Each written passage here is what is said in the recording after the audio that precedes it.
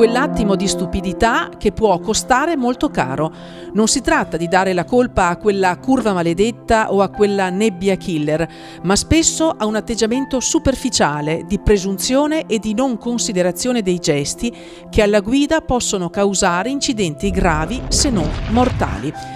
Creare una cultura di responsabilità, di attenzione, di consapevolezza dei propri limiti può invece salvare vite umane sulla strada. E un progetto di formazione e di riflessione fatto con gli studenti delle classi terze e quarte degli istituti superiori di Vicenza e provincia può veramente fare la differenza per promuovere la cultura della strada giusta, tanto tra i giovani quanto tra guidatori esperti.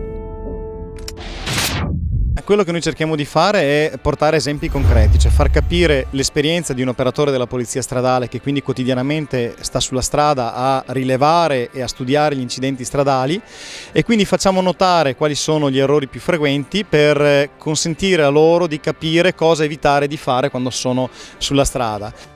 La velocità, le condizioni atmosferiche, l'imprevisto sulla carreggiata sono i fattori tradizionali di pericolo e causa di incidenti.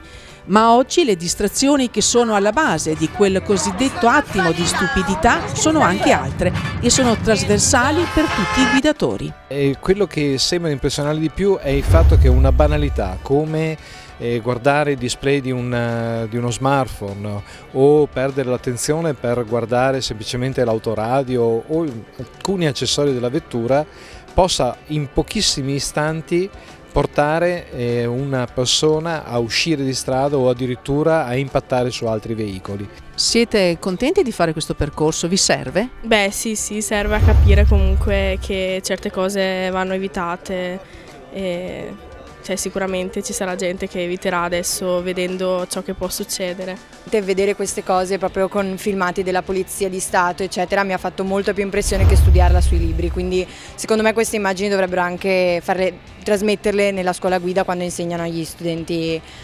La Fondazione delle Banche di Credito Cooperativo e Casse Rurali della provincia di Vicenza da anni sostiene questo progetto, curato dalla Prefettura di Vicenza e dall'Ufficio Scolastico dell'ambito territoriale 8 di Vicenza.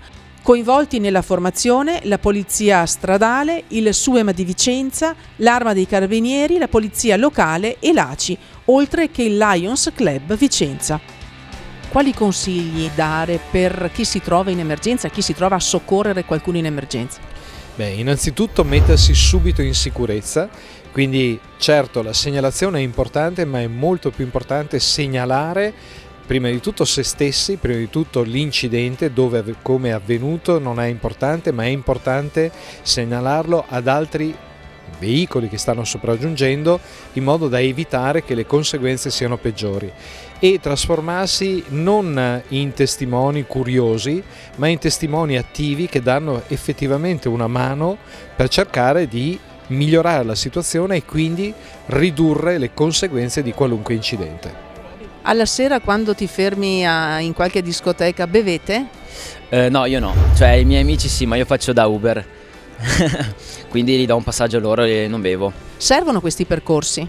Sì, molto, perché ti danno l'input per cercare di evitare di bere prima di guidare oppure di evitare questi incidenti qua. Un percorso istruttivo ma soprattutto stimolante nei contenuti e nel ricorso ad un linguaggio emotivo che sa creare forti emozioni e forti reazioni. E una sfida per i ragazzi, per le famiglie e per la scuola grazie ad un concorso a premi per una campagna spot video a tema. Un consiglio per realizzare un video efficace e che sia anche di contenuto.